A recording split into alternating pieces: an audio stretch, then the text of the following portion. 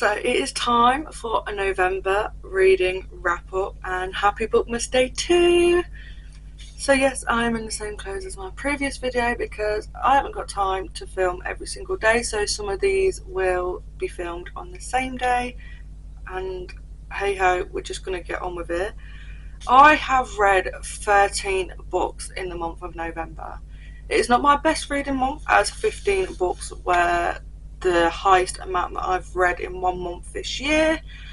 However, 13 books this month was pretty good, considering I had a manic weekend away to a Butlins weekender, which was a banging weekend. We call it dance. It was so much fun, and I didn't take my Kindle because I sadly forgot, and the Kindle app wouldn't work on my phone. So if I had that, I probably would have read even more during the day. However, I read 13 books, and some of them were good, some of them were great, some of them were but when I say I have read, I have read. And this doesn't include my Kindle reads, obviously, as I haven't got physical copies of many of my Kindle books. So the first book that I actually read, I'm just checking my Goodreads because I just love how it tells me the date, was The Devil in Blue Jeans. So The Devil in Blue Jeans is where a group of girls, they make this pact to move to this like small town when they reach a certain age if their life doesn't plan out how they want it to be planned. And sadly, they all go through something that traumatizes them, and they pack up, they move to this small town, and they just want to open this bar. And when they get there, there's a bunch of cowboys that don't like the way that things have been changed. But then there's one cowboy that Charlie, the main female character, really is a bit standoffish to. They sort of have this little game with each other at first, and it's so cute. And they sort of like bargain with each other as to like do this, get to know what people want from the bar. And I was trying to think what the main male character's name was, and it was Jackson. So Jackson takes Charlie on this ride with all the other people that work on the farm, ranch hands, and she asks them what ways she can improve. And when I say they had a list, they had this list. And Charlie takes it on board. She didn't realise how much changing the bar would upset regulars. Obviously, it brings in a crowd from out of town with all these additional things that they can do. But when they change the bar, it really does upset the regulars. But Jackson and Charlie do end up in a romantic relationship, and it was so cute. It was just what I needed. I was in my cowboy era at that time. So that moves us on to book number 2. And that was The Lone Wolf in Light by Stacey Kennedy. So it's the same author as Devil in Blue Jeans. This is book number 2 in the series. So this book number 2 follows Willow and Eli. Willow is from the group of girls that moved to the small town. Eli was already in the small town. He works on the ranch with Jackson. Willow fled because of domestic violence reasons, like she has a lot of trauma, and Willow tries to create this like magical thing for people around Christmas, people who can openly speak about their story with domestic violence. And I mean, some of it did make me cry. It wasn't an emotional book, like it wasn't made to make you cry, but some of it was just so emotional, so well written, and hearing other people's stories was just perfect. And Eli, he's had trouble with his past. He lost a sister due to domestic violence, and it took a while for these two to click. They do start fake dating, but they both have feelings for each other before the fake date starts, but they don't tell each other about it. But while they're fake dating, they realise their feelings to each other are actually real. They care about each other more than they want to let on. So they try to take things slow, but slow doesn't really happen. But Willow finally opens up to Eli about what happens, and Eli opens up to Willow about what happens, and they have this bond. And I know a lot of people are going to say, oh, it's a trauma bond, and I totally understand where you are coming from with that, because it is a bit like a trauma bond. But the bond they have isn't just the connection they have physically, it's the connection they have emotionally as well as mentally. And honestly, so great. That was another 4-star read. So both books in that series were 4 stars. And then a book that I was waiting for, and it is The Striker by Anna Huang. I know a lot of people had negative reviews on this, but when I say I ate this book up, I ate it up. And I read this in one day according to Goodreads, because I update as I go along. If I take a break, I update the page numbers, and according to Goodreads, I read this in one day. And this is between Scarlett and Asher. Asher is on a football team. He changed teams for personal reasons, not just money, but personal reasons.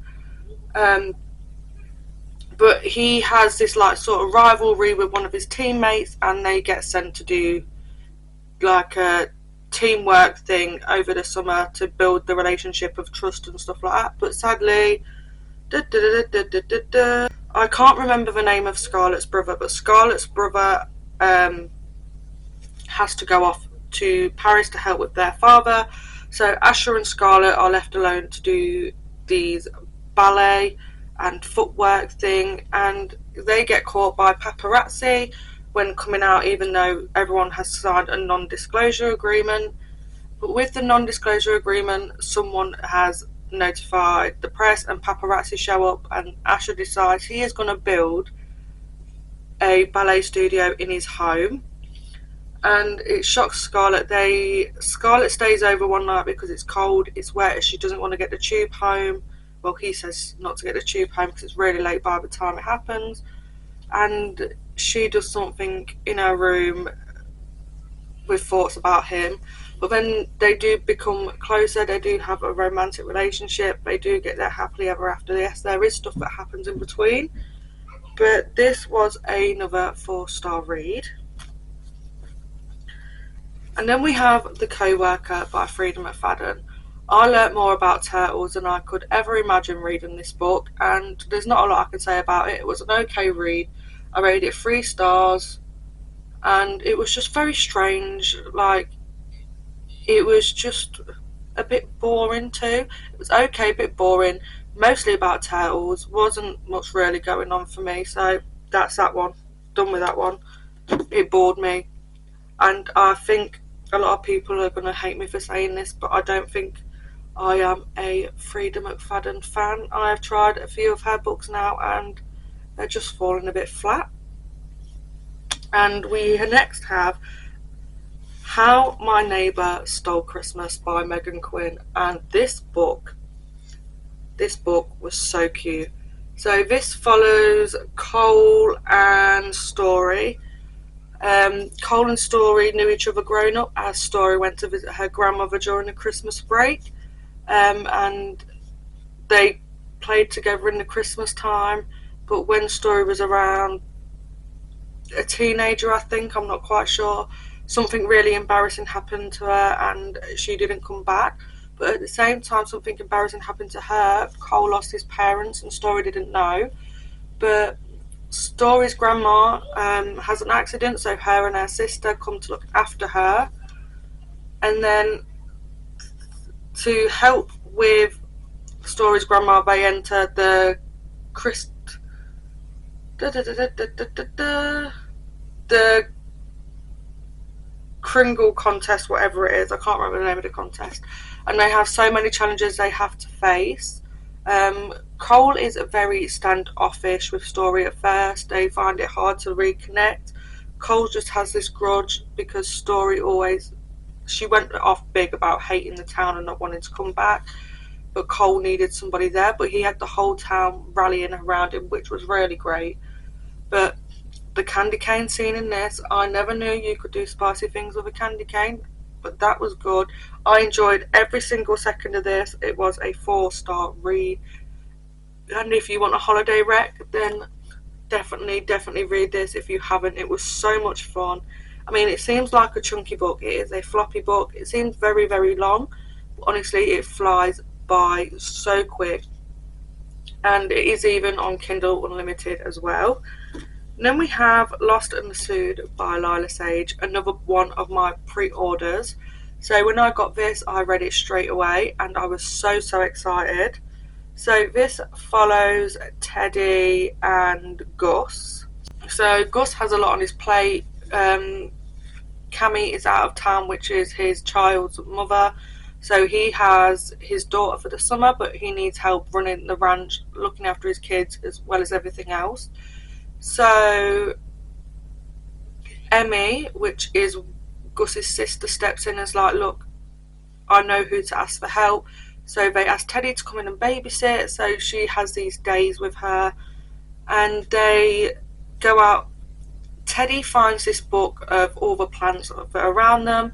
So they go on these little adventures to try and find the plant, and the ending is so cute when Gus finds the last plant that they are looking for, and he makes this big show of it, makes a picnic and everything like that to get the last plant. And the way these two come together, it's like it's been waiting to happen for years. Something happened between them 7 years prior, but they didn't really bring it up. There was just angst towards each other, giving quick snipey comments back and forth. But when they spend one-on-one time together in the evening, they get to know each other on this deeper personal level, and it was a 5-star read. I couldn't put it down, and I really wouldn't change a thing. I loved every single second. And then we have, sadly, another Freedom McFadden book, and this is The Housemaid's Secret. This was a 2-star read for me, and I guessed most of what happened. It was just so boring. I couldn't stay gripped. And I was just like counting the pages till it ended. For me, it was that bad. I was just checking how many pages were left in this book, trying to finish it. I put it down thinking I'll give it some time, I'll try again. Didn't work. It just felt completely flat. I don't even want to talk about it because of how boring I found this. I will not carry on the series, but that was a 2-star read. And then we have 1,000 Broken Pieces by Tilly Cole. So this follows Savannah. Savannah is Poppy's sister, so she's the one just below Poppy. And is it Kale? Kale? I can't even pronounce his words. I'm pretty sure it's Kale. Can't pronounce it. They are both dealing with mental health issues. Their families send them on this trip with the therapist where they learn so many different things about themselves, and as the group travels around these different places, they learn about each other too. And we also get Rune mentioned in this. This book made me cry, and I mean I had tears down my face reading this book because of the stuff that happens. You get to know how Savannah feels when she lost Poppy, and if you've read the first one, you know that Poppy leaves Savannah a notebook with all these little letters in it, and she finally gets to read the letters, and these letters also help Kale too. And these two bond over that day. Kale and Savannah have this relationship. They bond. Yes, it is trauma bonding in a way. It's definitely trauma bonding, but she waits for him to get better. This actually works for her, but Kale needs Cal. I'm going to say Cal because Kale just sounds right. Cal needs a bit more extra support after losing his brother. So he's tried different therapies. He's tried obviously this trip, but he needed something more. So he goes away to residential. Doesn't have his phone or anything like that. But when he does, the first person he wants to talk to is Savannah and tell her everything is okay. And it is just so cute. It was a 4-star read. It made me cry, but I absolutely loved it. And then we have Terms and Conditions by Lauren Asher. So this book is between Declan and Iris. Declan has to get married to get his part of his inheritance. The person he was supposed to marry doesn't turn up, so Iris then takes her place. But these two have worked together for several years now, so Iris knows Declan inside and out. There is some things between them. There is a connection between them that none of them want to even acknowledge. But it's just so cute. She didn't plan to marry anybody. She was so scared to fall in love because of what happened as a child, her father leaving her, mum bringing her up. And she grew up from a place where having not a lot of money and a bit of a tough background, and she is a woman of colour. So things were a bit different for her. But this fake marriage, they didn't plan on falling in love, but obviously they do fall in love, as that's just the thing that happens in these books. But obviously there is bits and pieces in between that are definitely worth the read. It kept me gripped, it kept me turning them pages, and it was such a fun read. And that I rated it a 3-star because it was such fun. I kept turning the pages, but something was missing. But now I'm wishing I rated it a 4-star, thinking back on it. But according to Goodreads, I've rated it a 3-star. Then I have, this was a Kindle read, Once Upon a Pumpkin Spiced Latte. So this is between a prince, and I can remember some of it. I can remember the female names Hildegard, and I know the prince is Heart something. Yeah, I can't remember the name for the prince, but I know her name is Hildegard. Then we have Heart for the prince. Hildegard, bittersweet. She loses her stepfather, but she calls him dad, like that is the man that raised her. But he was trying to invent this pumpkin spice recipe. But Hilda and Hart met each other when Hart was 10 and she was 15. Hart was speaking to a pumpkin, and they kept it a secret ever since. But they became pen pals throughout life. They've known each other since that age, basically. And when they was old enough, they met up on birthdays, Christmases, had all this one-on-one time together secretly. But then Hart has to find his princess, and Hildegard doesn't want to be that princess, but sadly she gets set up.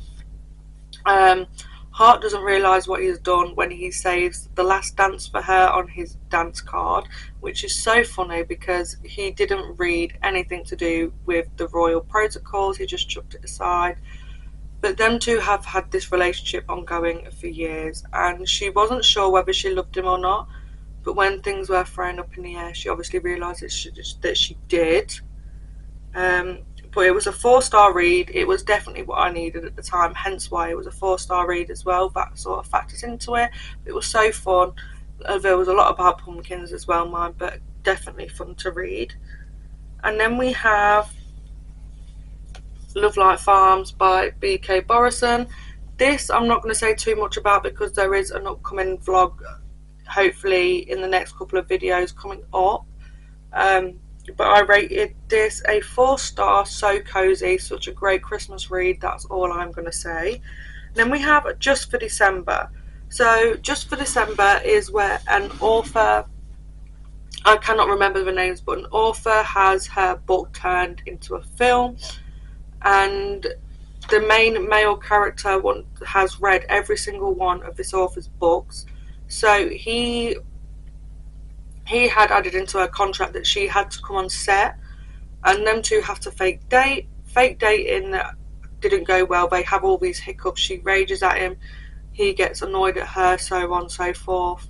And he's very, very into the public eye, whereas she may be a famous author, but she doesn't do meet and greet, she doesn't do social media, she has a team to do social media. She has her own quiet life because she has struggled with quite a few things. So she keeps herself to herself. Even though she has all these books out, she hasn't put herself out there publicly. The books are great, but she's just in herself. But these two come together with the love of books, and it is a 3-star read. And then we have the last book. I did read this on Kindle, but I recently picked up the physical copy, and this is also going to be in the haul that's coming in a couple of videos, or even the next video. And it is the Christmas Book Club by Sarah Morgan. And this is where a group of friends travel, usually in the summer, to go on a book club week away. But in the summer it got postponed. I can't pronounce the word, postponed, because Claudia had something blow up. Her life went completely tits up into the air, so they postponed it till Christmas. And Erica, she finds this cute little place, but there is a reason why she finds this place. But her friends know that something is off. They can't quite pin it. So when they get there, Erica speaks to the woman who owns the hotel, which is Hattie. Hattie has recently lost her husband, well, 2 years prior to Erica turning up, lost her husband. Hattie and Erica have something really, really big in common. I'm not going to say because I don't want to spoil the story, but that causes a lot of emotions to stir. So they navigate these new things, but each and every woman has an issue they are dealing with or trying to figure out where they want to be in life, whether that's what happens now the kids have moved out, a relationship blew up, partner loss, or emotional, like whether it's parent loss as well, and dealing with things emotionally. And there is also finding love as well, like found family, finding love. It's just a cute read. I rated it, I've closed the app and now I can't see what I rated it. I rated it a 3-star. It was good. It wasn't great, but it was good. It kept the pages turning. Just something went right, but it was fun to read. So that is the end of my November reading wrap up. I read quite a few books. If you stuck around, then it would mean the world to me if you could like this video and turn on the notification bell, and I shall see you in the next video. Bye.